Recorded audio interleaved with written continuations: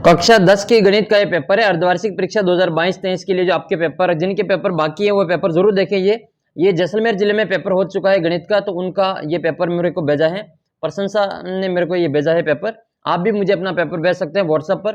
WhatsApp group का link नीचे description box में दे रखा है, वहां से आप इसकी पीडीएफ भी प्राप्त कर सकते हैं। तो सबसे पहले देखते हैं, ये गणित का पेपर है, 70 नंबर का पेपर है और 3.25 घंटे का टाइम मिलेगा। तो सबसे पहला क्वेश्चन आपके सामने है, यूक्लिड विभाजन प्रमेय का a बराबर बी क्यू प्लस आर के अनुसार कौन सा कथन r के लिए सत्य है। तो r का जो मान है वो 0 के बराबर हो सकता है और वो b से हमेशा छोटा होता है। तो ये कंडीशन किसमें दिख रही है आपको, 0 का बराबर और b से छोटा, तो स वाला ऑप्शन इसमें सही है। दूसरा प्रश्न है इसमें कि k के किस मान के लिए द्विघात समीकरण 2x² प्लस kx प्लस 3 बराबर 0 के मूल समान है। मूल बराबर करने के लिए क्या करना पड़ता है, b² माइनस 4ac बराबर 0 करते हैं। b का मान कितना है k, तो k का स्क्वायर माइनस 4 इंटू a का मान 2 इंटू c का मान 3 बराबर 0। इनको गुणा कर लो, ये 4 दूनी 8 और 8 तिया 24, 8 तिया 24, तो k² बराबर 24, k बराबर अंडर रूट 24 आ जाएगा। तो k का मान प्लस माइनस अंडर रूट 24 आ जाएगा। देखो k² बराबर 24 आएगा, तो k बराबर प्लस माइनस अंडर रूट 24 इसका आंसर होगा। तो ब वाला ऑप्शन इसमें सही हो जाएगा। अगला प्रश्न है तीसरा, सार्वंतर ज्ञात करना। इसका 6, 9, 12, 15 का सार्वंतर कितने कितने का अंतर है इनमें। सार्वंतर ज्ञात करने के लिए दूसरे पद में से पहले पद को घटाओ, तो 9 में से 6 गए तो कितने बचेंगे, 3। आंसर आ जाएगा आपके 3। ये सार्वंतर ज्ञात कर लेने। पांचवें सवाल में आपको, ये चौथे सवाल में आपको एक चित्र दे रखा है। इसमें ये DE समांतर है BC के, ये DE समांतर है BC के। तो आपको ये 3 मान तो दे रखे हैं, ये 3 मान दे रखे हैं, आपको ये चौथा मान ज्ञात करना है।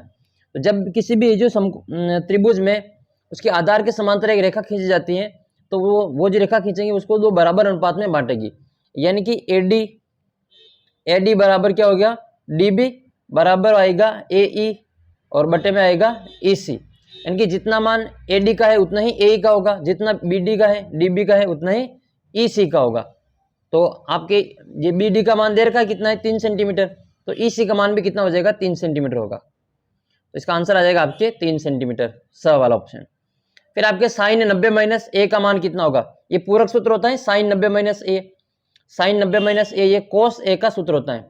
इसमें आ जाएगा आपके कोस ए, ठीक है, कोस ए। और कोस 90 माइनस ए होता तो हम इसको साइन ए लिखते हैं, सेक होता तो कोसेक लिखते हैं, टेन होता तो कोट लिखते हैं। पूरक सूत्र में पड़ोसी को याद करना पड़ता है।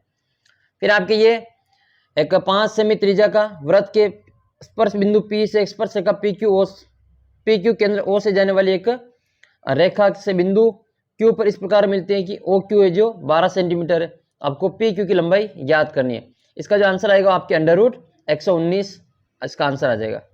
वृत्त के बाहर बिंदु से वृत्त के ऊपर कितनी स्पर्श रेखा खींच सकते हैं। तो वृत्त के बाहर, ये मान लो एक वृत्त है और इसके बाहर हम एक बिंदु ले लेते हैं यहाँ से, तो यहाँ से इसके ऊपर कितनी स्पर्श रेखा खींच सकते हैं, 2 स्पर्श रेखा खींच सकते हैं। वृत्त के बाहर बिंदु है तो उससे हम वृत्त के ऊपर 2 स्पर्श रेखा खींच सकते हैं एक बिंदु से। तो इसका आंसर हो जाएगा केवल 2। और वही बिंदु वृत्त के ऊपर है तो उस बिंदु से एक ही खींचेंगे। बिंदु वृत्त के अंदर है, उस वृत्त के अंदर वाले बिंदु से एक भी स्पर्श रेखा नहीं खींच सकते। यह प्रश्न बहुत ही इंपॉर्टेंट है। यदि किसी संख्या की वृत्त की परिधि और क्षेत्रफल का संख्यात्मक मान बराबर हो तो वृत्त की त्रिज्या कितनी होगी। तो वृत्त की त्रिज्या आएगी आपके 2। कैसे आया, देखो वृत्त की परिधि और वृत्त का क्षेत्रफल बराबर है, तो सूत्र लगा के इसमें r का मान ज्ञात करना है। वृत्त की परिधि क्या होती है, πr², 2πr। वृत्त की परिधि होती है 2πr और वृत्त का क्षेत्रफल होता है πr²। देखो पाई से पाई कट जाएगा और ये r और ये r² है, तो एक r से एक r ये कट जाएगा, तो r का मान कितना आ गया हमारे पास में 2 आ गया, तो इसका मान हो जाएगा 2 इकाई। नेक्स्ट है फिर आपके इसमें कि किसी शंकु की त्रिज्या जो कितनी देर की है, वो दे रखी है हमें 6 सेंटीमीटर और इसकी जो ऊंचाई है वो हमें दे रखी है 8 सेंटीमीटर। आपको इसकी तिर्यक ऊंचाई ज्ञात करनी है। तिर्यक ऊंचाई यानी कि L का मान ज्ञात करना है। L का मान होता है √r² प्लस h², यानी वो पाइथागोरस प्रमेय लग जाएगी 6 का स्क्वायर प्लस 8 का स्क्वायर। 6 का स्क्वायर करेंगे तो 36, 8 का स्क्वायर करेंगे 64, दोनों को जोड़ेंगे तो √100 आएगा, √100 आ जाएगा। √100 का मतलब कितना होता है 10 सेंटीमीटर। आंसर आ जाएगा 10 सेंटीमीटर। वर्ग 40 से 50, 45 इसमें आपको निम्न सीमा बतानी है। तो पहला जो मान होता है इसको हम निम्न सीमा कहते हैं। क्या कहते हैं इसको? निम्न सीमा, लोअर लिमिट कहते हैं। तो इसका मान आ जाएगा 40। और अपर लिमिट क्या है या फिर उच्च सीमा पूछे, ऊपरी सीमा पूछे तो 45 है।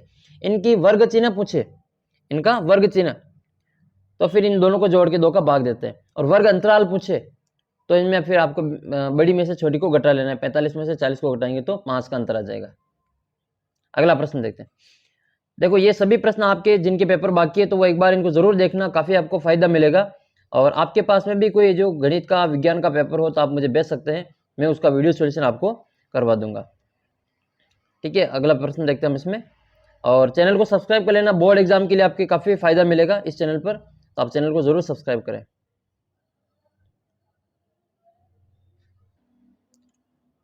ये हो सकता है ये वाला पेपर आपको थोड़ा धुंधला दिखता होगा, तो मैं आपको इसकी फोटो भेज दूंगा, आप वहां से देख लेना। मैं आपको समझा रहा हूँ वो आप समझ लेना। यहाँ पे मैं बोल रहा हूँ उसको आप ध्यान से सुनना। यदि साइन थीटा बराबर कोस थीटा है, यदि साइन थीटा बराबर कोस थीटा है तो थीटा का मान ज्ञात करना है। आप सीधा लिखेंगे तो 45 में साइन और कोस का मान बराबर होता है, तो थीटा का मान कितना आएगा? 45 आएगा। थीटा का मान कितना आएगा? 45। अब आया कैसे वो निकालना हो तो पूरक सूत्र से निकालते हैं। पूरक सूत्र से कैसे निकालेंगे? या तो आप इस साइन को कोस में बदल दो या फिर इस कोस को साइन में बदल दो। तो हम क्या करेंगे, इस कोस को साइन में बदल रहे हैं, इसकी जगह पे लिखेंगे कोस थीटा की जगह पे साइन 90 माइनस थीटा। तो साइन थीटा बराबर होगा साइन 90 माइनस थीटा। तो साइन थीटा बराबर हो जाएगा साइन 90 माइनस थीटा। साइन से साइन कट जाएगा, थीटा बराबर 90 माइनस थीटा। इस थीटा को इधर ले आओ तो ये इसमें जुड़ जाएगा, एक थीटा ये और एक थीटा ये, 2 थीटा हो जाएगा। 2 थीटा बराबर 90, 2 थीटा बराबर 90 है। तो इसका मतलब थीटा का मान कितना आ जाएगा? 2 का भाग लग जाएगा 90 में, कितना आ जाएगा? 45 आ जाएगा। इस प्रकार इसका उत्तर 45 आएगा। अब साइन कोस की जगह पे आपको टेन कोट दे दे, टेन कोट दे दे या सेक कोसेक दे दे तो भी इसका उत्तर यही आएगा, सेम 45 ही आएगा। 45 पर दोनों का मान है जो पड़ोसियों का मान बराबर होता है। छेदक रेखा वृत्त को 2 बिंदुओं पर प्रतिच्छेद करती है। ये छेदक रेखा क्या होती है देख लो, ये वृत्त है, इसके अंदर से होकर कोई रेखा गुजर जाए, 2 बिंदु पर काट के निकले, इसको हम छेदक रेखा कहते हैं। और कोई इसको एक बिंदु पर टच करके निकले ऐसे, तो उसको हम स्पर्श रेखा कहते हैं। ठीक है, तो स्पर्श रेखा एक बिंदु पर स्पर्श करती है और प्रतिच्छेद रेखा जो 2 बिंदु पर काट के निकलती है। अगला प्रश्न है, कोण थीटा वाले त्रिज्यखंड के चाप की लंबाई ज्ञात करनी है। कोण थीटा वाले त्रिज्यखंड के चाप की लंबाई ज्ञात करनी है। तो चाप की लंबाई L बराबर क्या सूत्र होता है? थीटा बटे 360 इंटू चाप की लंबाई है तो पाई आर स्क्वायर। और ये त्रिज्यखंड का क्षेत्रफल ज्ञात करना हो, सॉरी 2 पाई आर है, 2 पाई आर। चाप की लंबाई में 2 पाई आर आता है, परिधि का भाग है, और क्षेत्रफल ज्ञात करना हो तो यहाँ पे पाई आर स्क्वायर कर लेना। अगला प्रश्न है इसमें, समान भुजा वाले 2 घनों के संलग्न फलकों को जोड़ने पर कैसी आकृति प्राप्त होती है? 2 घन को जोड़ेंगे ना, 2 घन को जोड़ेंगे तो हमेशा हमको एक घनाभ प्राप्त होगा। क्या प्राप्त होगा? घनाभ प्राप्त होगा। ध्यान रखना इसमें आपको, 2 अगर हम घन को जोड़ेंगे तो हमें घनाभ प्राप्त होगा। अगला प्रश्न है आपके इसमें कि वर्गीकृत बारंबारता बंटन के किसी वर्ग की संचयी बारंबारता उस वर्ग एवं उसके पूर्व की सभी वर्गों की बारंबारताओं का योग होता है। क्या होता है? योग होता है। फिर निश्चित घटना की प्रायिकता कितनी होती है? निश्चित घटना की प्रायिकता हमेशा 1 होती है। अनिश्चित घटना की प्रायिकता या अनिश्चित नहीं, असंभव घटना की जो प्रायिकता होती है वो 0 होती है। असंभव घटना होगी उसकी प्रायिकता 0 होती है। और फिर आपको इसमें एक और बात ध्यान में रखनी है कि प्रायिकता का मान कभी भी 0 से कम नहीं होगा, 1 से बड़ा नहीं होगा। इनकी प्रायिकता का मान हमेशा 0 से बड़ा और 1 से छोटा आएगा। इसको प्रायिकता की सीमा कहते हैं। और एक आपको ये प्रश्न इसमें याद करना है कि किसी घटना के होने की प्रायिकता प्लस उस घटना के नहीं होने की प्रायिकता, इनकी जोड़ हमेशा 1 होती है। किसी घटना के सभी प्रारंभिक अभिप्रयोगों का योग भी 1 होता है। तो ये बात आपको ध्यान में रख लेनी है। अच्छा, किसी घटना की प्रायिकता अगर 0 है तो वो असंभव घटना है, प्रायिकता 1 है तो वो निश्चित घटना है। फिर आपको अगला प्रश्न इसमें तीसरा, 156 को अभाज्य गुणनखंड के रूप में लिखना है। आसान है ये तो, 156 को गुणनखंड कर लेना। सबसे पहले 2 का भाग जाएगा इसमें, 156 में 2 का भाग देंगे तो 7 और 8 बार भाग चला जाएगा। 7 दूनी 14, 1 बचेगा 16, 8 दूनी 16। फिर 2 का भाग जाएगा इसमें 3 और 9 बार। अब 2 का भाग नहीं जाएगा इसमें, 3 का भाग देंगे जो 1 और 3 बार जाएगा। फिर इसमें 13 का ही भाग जाएगा 1 बार, तो 2 इंटू 2 इंटू 3 इंटू 13 इसके गुणनफल के रूप में। अगर ये घात के रूप में कहे तो फिर 2 की घात 2, 3 की घात 1 और 13 की घात 1 हो जाएगा। और घातों का योग पूछे तो 2 + 1 + 1 कर लेना। जैसा भी सवाल पूछे वैसा सवाल परीक्षा में करके आ जाना है। अगला प्रश्न देखते हैं इसमें दूसरा, द्विघात समीकरण दे रखी है 2x² + x + 6 के मूलों का योग एवं गुणनफल ज्ञात करना है। तो मूलों का योग और गुणनफल सीधे ही ज्ञात कर लो। मूलों का योग क्या होता है, अल्फा प्लस बीटा बराबर माइनस का b बटा a होता है। माइनस का b यानी कि माइनस b का मान कितना है 1 और a का मान कितना है 2। ये हो जाएगा मूलों का योग माइनस का 1/2। मूलों का गुणनफल ज्ञात करना है तो वो हो जाएगा आपके c बटा a। अल्फा इंटू बीटा बराबर क्या होता है c बटा a। c का मान कितना है 6 और a का मान है इसमें 2, तो इसका उत्तर आ जाएगा आपके 3। मूलों का गुणनफल 3 हो जाएगा। फिर आपकी अगली सवाल है ये, सार और अंतर ज्ञात करना इसका 1/3, 5/3, 9/3, 13/3। तो देखो 5/3 में से 1/3 को माइनस कर लो। नीचे संख्या एक जैसी है 3, तो एक बार लिख लेंगे और ऊपर को वैसे वैसे माइनस कर लेंगे। तो 5 में से 1 गया तो 4/3 इसका आंसर आ जाएगा। ठीक है, 4/3। अगला प्रश्न इसमें, एक त्रिभुज ABC समरूप है DEF के, तो त्रिभुजों के संगत भुजाओं का अनुपातिक रूप में लिखना है। तो संगत भुजा कौन कौन सी होगी, AB के अनुपात में कौन सी होगी, DE होगी, और वो फिर आपके BC जो हो जाएगी वो EF के संगत होगी, EF के, और AC जो है AC वो DF के संगत होगी। इस प्रकार से आपको लिख लेना है। फिर आपके एक सवाल दे रखा है, बिंदु 86 और 15 की मूल बिंदु से दूरी ज्ञात करें। ये वही सवाल है जो मैंने आपको कई बार क्लास में भी करवाए हैं। बिंदु 3,4 की मूल बिंदु से दूरी ज्ञात करें, ये वही सवाल है। तो इसमें आपको 86 का वर्ग और 15 का वर्ग करके जोड़ के वर्गमूल निकाल लेना है। फिर आपके सवाल नंबर 6 है। सवाल नंबर 6 की 9 sec² theta minus 9 tan² theta. अगर आपने मेरे पिछले जो मैंने वीडियो अपलोड किए हैं गणित के वो अगर देखें तो ये सब सवाल उसमें आए हुए हैं। तो इसमें से 9 कॉमन आ जाएगा। फिर इसमें sec² theta minus tan² theta. ये देखो sec² theta minus tan² theta एक सर्वसमीका होती है, इसका मान हमेशा 1 होता है। 9 × 1 बराबर कितना हो जाएगा 9, इसका आंसर आ जाएगा। ठीक है, ये एक सर्वसमीका है। मान लो आपको सवाल परीक्षा में इस प्रकार से आ जाए कि 2 sin² theta plus 2 cos² theta, इसका मान बताओ, तो भी कर लेंगे हम, 2 कॉमन निकाल लेंगे और ये लिख लेंगे हम sin² theta plus cos² theta. ये sin² theta plus cos² theta का मान कितना होता है, ये भी एक ही होता है। तो 2 × 1 बराबर 2 आ जाएगा इसका आंसर। तो आपको वो तीनों ही सर्वसमीकाएं अच्छी तरीके से याद कर लेनी है। फिर आपके सवाल नंबर 8 में एक दिए गए चित्र है, OA का मान देखो कितना है, ये 7 सेंटीमीटर है, और OP का जो मान है, OP का मान कितना दे रखा है, ये 25 सेंटीमीटर है। तो आपको AP की लंबाई ज्ञात करनी है। कुछ नहीं करना, ये समकोण त्रिभुज बनेगा। ये क्या बनेगा, एक समकोण त्रिभुज बनेगा। इसका कर्ण दे रखा है 25 सेंटीमीटर और लंब दे रखा है 7 सेंटीमीटर। आधार ज्ञात करना है, तो कर्ण का स्क्वायर करके इसमें से आधार का स्क्वायर को माइनस कर लेना। ये कर्ण यानी कि 25 का स्क्वायर कितना होगा 625, और इसमें से आप माइनस करेंगे 7 का वर्ग 49, तो 625 में से 49 को माइनस करेंगे तो 15 में से 9 गए तो 6, और यहाँ बचेंगे 1, 11 में से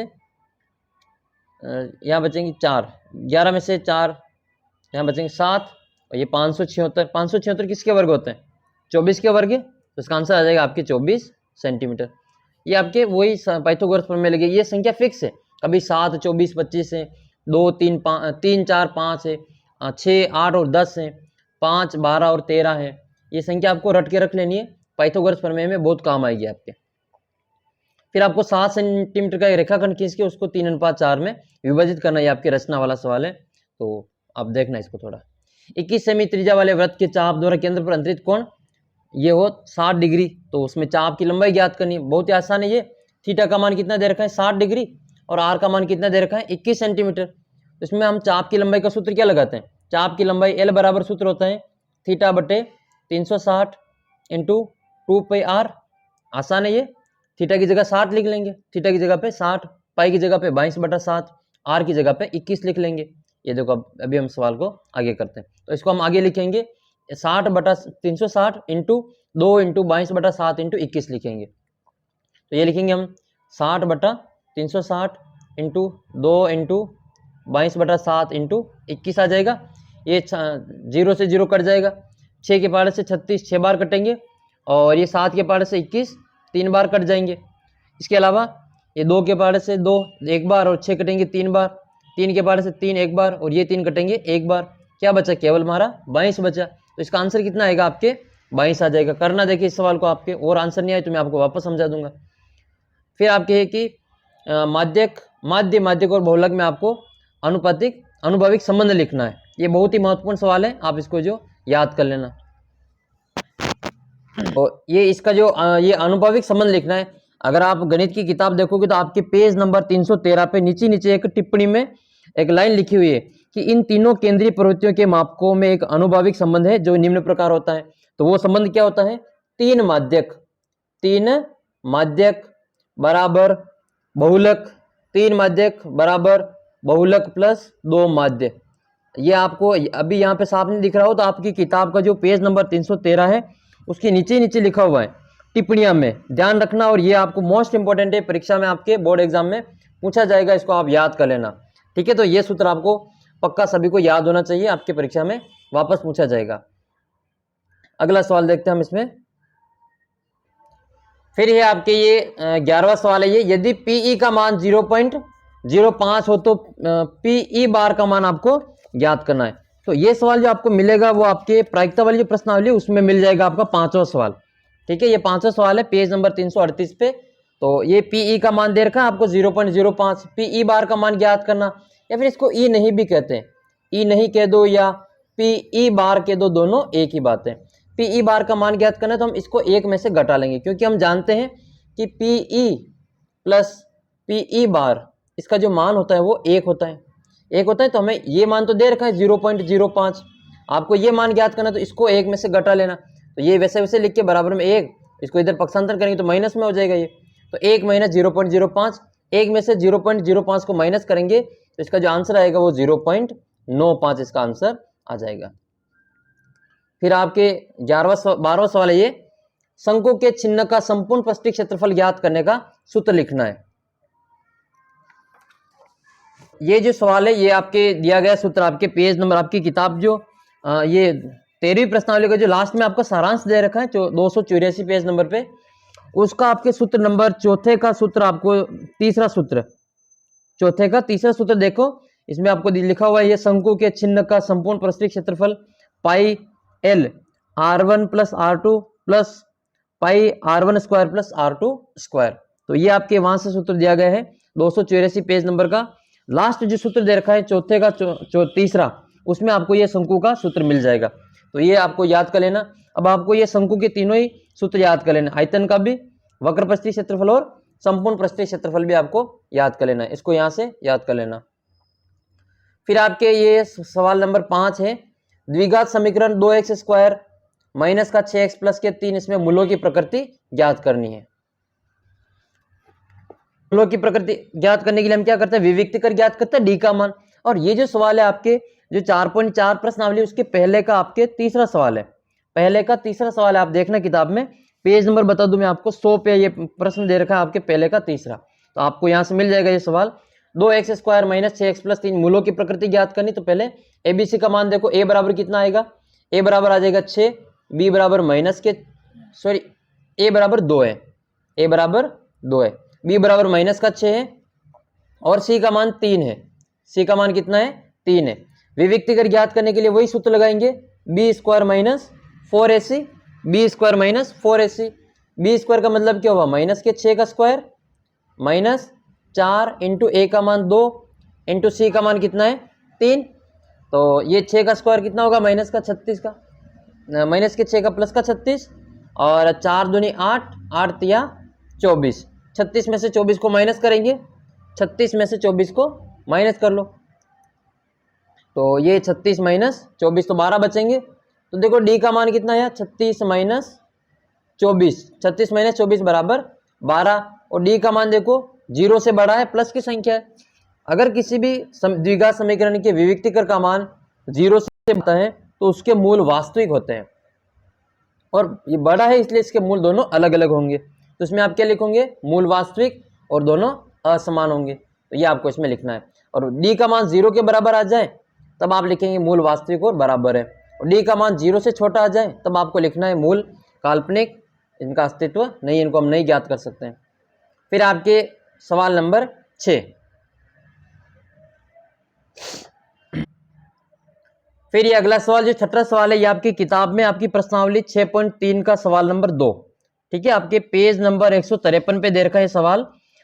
दूसरा सवाल है ये, आकृति देखो 6.35, ठीक है, ये वाले यही सवाल है, आप देखना मैं आपको समझा रहा हूँ तो आपको किताब सामने रख के फिर जो मैं आपको पेज नंबर बताऊँ वहाँ पे आप सवाल को टिक कर लेना और इनको इंपॉर्टेंट सवाल को कर लेना, आपके बोर्ड एग्जाम में काफ़ी हेल्प मिलेगी। तो ये आपके दूसरा सवाल है 6.3 का, तो ये काफ़ी इंपॉर्टेंट है। इसमें आपको देखो दे रखा है आकृति दिए गए चित्र में त्रिभुज ODC, त्रिभुज ODC समरूप है आपके त्रिभुज OBA के। इसमें आपको कोण दे रखा है BOC बराबर 125 डिग्री, ये वाला कोण दे रखा है 125 डिग्री, और कोण CDO, ये कोण CDO ये वाला कोण दे रखा है 70 डिग्री। तो आपको कोण ज्ञात करना है, एक तो DOC, एक तो आपको कोण ज्ञात करना है DOC, तो कौन सा कोण ज्ञात करना है, एक तो आपको ये DOC ज्ञात करना है, एक आपको कोण ज्ञात करना है DCO, एक ये वाला कोण ज्ञात करना है। यानी कि ये जो अंदर त्रिभुज बन रहा है ये वाला, तो ये तो कोण दे रखा है आपको 70 डिग्री, एक तो आपको ये वाला कोण ज्ञात करना है, ये वाला, और एक ये वाला कोण ज्ञात करना है। तो देखो इसको ज्ञात करना आसान है, कैसे, इसके कई सारे तरीकों से हम इसको ज्ञात कर सकते हैं। त्रिभुज ये DCDO और ये B, इसमें ये देखो तो ये बाहर का कोण बन रहा है 125 डिग्री, और C का कोण ज्ञात करने के लिए हम क्या करते हैं, ये अंदर वाला जो कोण होता है ना, ये वाला कोण, ये कोण ज्ञात करने के लिए इन दोनों कोण की जोड़ कर लेते हैं। तो ये 70 देर का, इसको हम x मान लेंगे, ठीक है, तो ये कितना है 125, तो ये ज्ञात करने के लिए ये x + 70 बराबर 125 होगा, क्योंकि त्रिभुज के बाह्य कोण का जो मान होता है उसके अंतर कोणों जो अंतराभिमुख कोण जो होते हैं उनके योग के बराबर होता है। तो x + 70 बराबर 125, तो x का मान आ जाएगा 125 और -70 कर देना, इसमें से 70 माइनस कर देना, तो 5 और 7 और 12 में से 7 गए तो 55 डिग्री आपके आंसर आ जाएगा। एक तरीका तो ये। दूसरा तरीका ये कि आप पहले जो इसमें से ये वाला मान ज्ञात कर लो, इधर वाला, ठीक है, ये वाला अगर 125 है, ये वाला 125 है तो इसको 180 में से घटा लो, ये वाला कौन आ जाएगा, तो 180 में से 125 को घटाएंगे, 180 में से 125 को घटा लेना, तो 10 में से 5 गए तो 5 और 7 में से ये 2 गए तो 5, ये भी आपके 55 आ जाएगा। तो इसका मान भी आपके 55 है, ठीक है। तो दोनों में से कोई सा भी पहले ज्ञात करके दूसरे का ज्ञात करने के लिए 70 + 55 + x करके उसको 180 में से घटा लेना, x का मान आ जाएगा। और भी समझ में नहीं आया हो ये सवाल तो कमेंट कर देना, मैं आपको अलग वीडियो के माध्यम से समझा दूंगा। 7वां सवाल देखो, 7वां सवाल है कि पानी पीने वाला एक गिलास 14 सेमी ऊंचाई वाले एक शंकु के चिन्ह के आकार का है और दोनों वृत्ताकार सिरों का व्यास दे रखा है 4 सेंटीमीटर और 2 सेंटीमीटर। इस शंकु की आपको दायिता ज्ञात करनी, दायिता का मतलब क्या होता है, आयतन ज्ञात करना है। तो देख लेते हैं आपकी प्रश्नावली का सवाल है ये। ये जो सवाल है ये आपके प्रश्नावली है 13.4, इसका पहला सवाल आपके देखो 282 पेज नंबर पे 13.4 का पहला सवाल है कि ये आपकी जो ये बनी हुई है टोपी ये वाली, उसके पास में ये पहले ही सवाल है आपका ये कि पानी पीने वाला एक गिलास 14 सेमी ऊंचाई का है, इसकी दोनों वृत्ताकार सिरों का व्यास 4 और 2 सेंटीमीटर, तो इसकी दायिता ज्ञात करनी, तो आयतन ज्ञात करना है।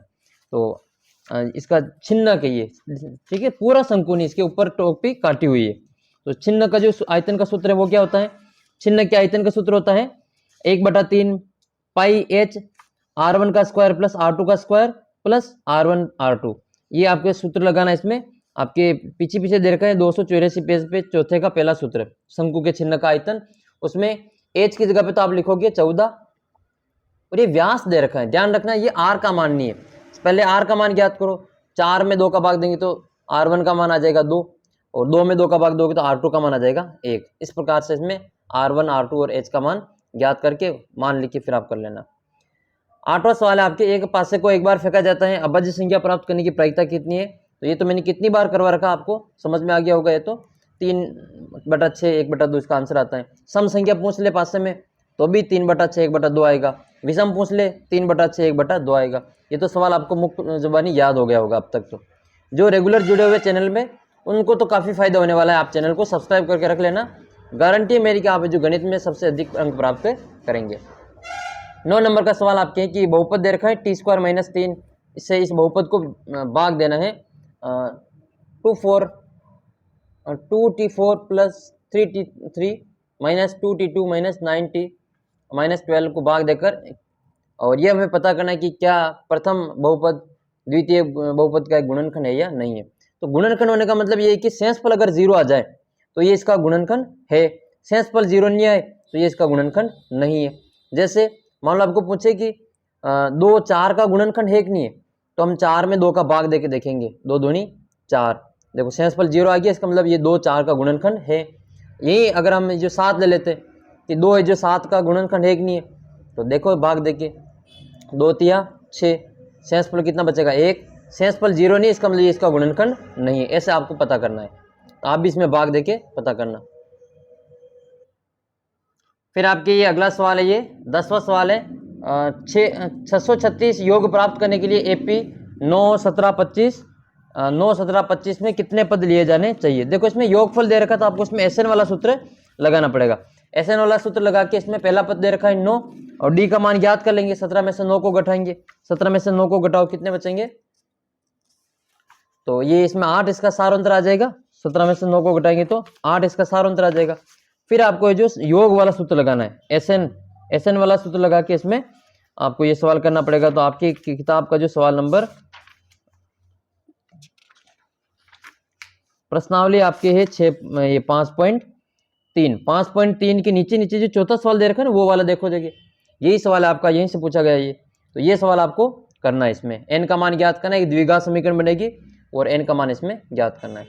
फिर 11वां सवाल आपके सर्व समीकरण, इसको सिद्ध करना है कि साइन ए प्लस कोस ए का स्क्वायर प्लस कोस ए से के होल स्क्वायर बराबर 7 प्लस कोट स्क्वायर ए प्लस टेन स्क्वायर ए। बहुत आसान है ये, एक सर्व समीकरण लगेगी यहाँ पे ए प्लस बी का होल स्क्वायर, दोनों में ए प्लस बी का होल स्क्वायर करना और इसमें यह वाले आपके उत्तर आ जाएंगे।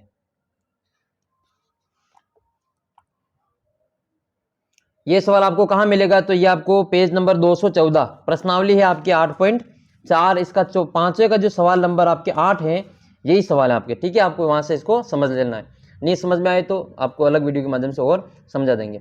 12वां क्वेश्चन है कि भूमि के एक बिंदु से 20 मीटर ऊंचे भवन, भूमि के एक बिंदु से 20 मीटर ऊंचे भवन का जो भवन के शिखर पर लगी एक संचार मीनार के तल और शिखर का जो उन्नयन कोण है वो 45 और 60 है। तो आपको इसमें मीनार की ऊंचाई ज्ञात करनी है, इसमें आपको मीनार की ऊंचाई ज्ञात करनी है। ये आपको सवाल नंबर पेज नंबर 226 पे आपकी जो प्रश्नावली है 9.1 उसका सवाल नंबर 7, ये आपको सवाल नंबर 7 में मिल जाएगा। अगला प्रश्न है कि कक्षा 10 के 10 विद्यार्थियों ने एक गणित की पहली प्रतियोगिता में भाग लिया, यदि लड़कियों की संख्या लड़कों की संख्या से, ये थोड़ा साफ नहीं दिख रहा इसमें है ना, संख्या नहीं दे रही, से अधिक है तो ग्राफी विधि से हल करते हुए प्रतियोगिता में भाग लेने वाले संख्या।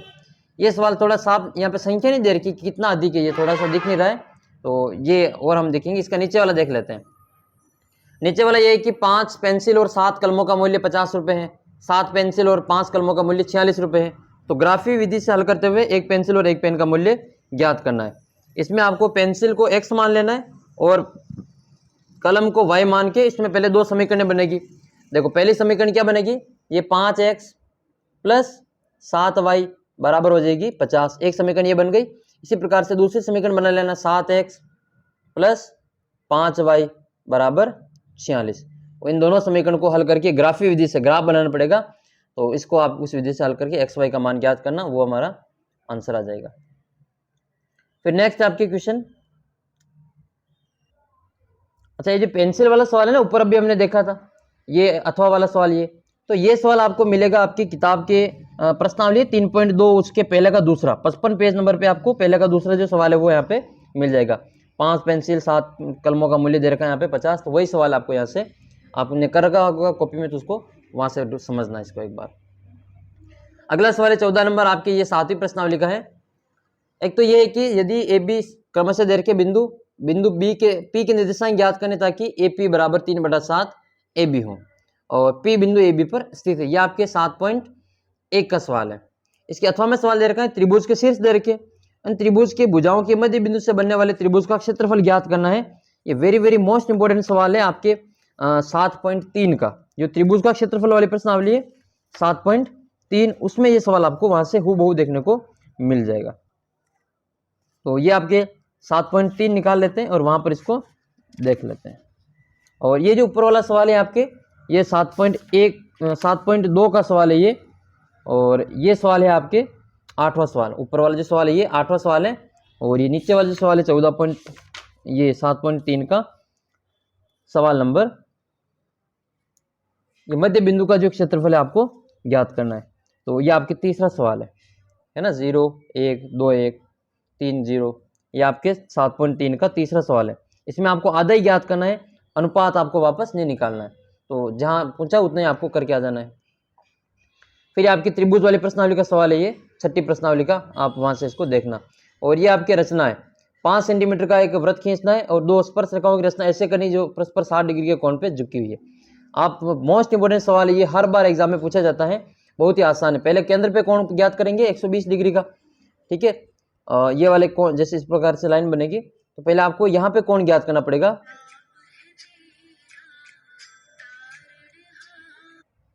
तो ये सवाल तो आपके जो हर बार पूछा जाता है, आपके प्रश्नावली 11.2 का ये चौथा सवाल है ये, आप वहां से इसको एक बार देखना। पहले केंद्र पे कोण ज्ञात करेंगे 120 का, एक त्रिज्या के साथ में दूसरी त्रिज्या का 120 डिग्री का कोण बनाएंगे, और यहाँ पे हम 90-90 का कोण बनाएंगे। दोनों जो स्पर्श रेखा है वो अपने आप ही 60 डिग्री के कोण पे काट देगी। फिर आपके अगला सवाल है, ये आपके माध्य माध्यिका बहुलक वाली प्रश्नावली का सवाल है। इसमें आपको माध्यक दे रखा है 28.5, XY का मान ज्ञात करना है। और ये जो आपके सवाल है, आपके माध्यक दे रखा है इसमें 28.5, तो ये आपके प्रश्नावली के सवाल है। दूसरा सवाल 14.3 का, ये आपके दूसरा सवाल है, तो आप वहां से इसको देखना, 14.5 का दूसरा सवाल। और मैंने भी इसको करवा रखा है, आपको वीडियो मिल जाएगा प्लेलिस्ट में, तो आप वहां से जाके इसको देख सकते हैं। और एक इसका उदाहरण भी है इसके जैसा, तो वो भी आप देख लेना। इसके अलावा एक ये मोहल्ले के बच्चों का दैनिक जेब खर्च, माध्यक जेब खर्च दे रखा है 18 रुपये, और इसमें आपको F का मान ज्ञात कर लेना है। तो ये आपके 14.2 का सवाल है। एक मिनट इसको हम देख लेते हैं। 14.2 में ये वाला सवाल आपको मिल जाएगा। तो ये वाला जो सवाल है आपका 14 आपके एक में दे रखा है सवाल नंबर 3। सवाल नंबर 3 जो है आपके वो 14.1 का, वो यही सवाल है, आपको यहाँ से पूछा गया है। तो ये आपके गणित का पूरा पेपर था जो आप जैसलमेर जिले में हुआ था, वो मैंने आपको सोल्व करवाया। मैं आपको ऐसे ही सभी जिलों के पेपर सोल्व करवाऊंगा, तो आप चैनल को सब्सक्राइब कर लेना। अगर आप सभी जिलों के पेपर भी सोल्व कर लेंगे तो आपके बोर्ड एग्जाम में बहुत ही ज़्यादा मार्क्स आएंगे बाकी बच्चों की तुलना में। तो इसके लिए आपको चैनल को सब्सक्राइब कर लेना, और इस वीडियो को अपने बाकी दोस्तों के साथ में भी शेयर करना। और PDF के लिए आप हमारा जो व्हाट्सअप ग्रुप है उसको ज्वाइन कर सकते हैं। व्हाट्सअप ग्रुप का लिंक नीचे डिस्क्रिप्शन बॉक्स में दे रखा है। मिलते हैं, आपके पास में भी आपके ज़िले का पेपर है तो उसकी अच्छे से फ़ोटो खींचकर ऐसे ही, और मुझे ये थोड़ा धुंधला दिखा था आपको, तो आप साफ फ़ोटो खींच के अपना नाम और ज़िले का नाम लिख के मुझे व्हाट्सअप कर देना, मैं उसका वीडियो सोल्यूशन आपको करवा दूंगा। मिलते हैं आपको अगले वीडियो में, तब तक जय हिंद, जय भारत।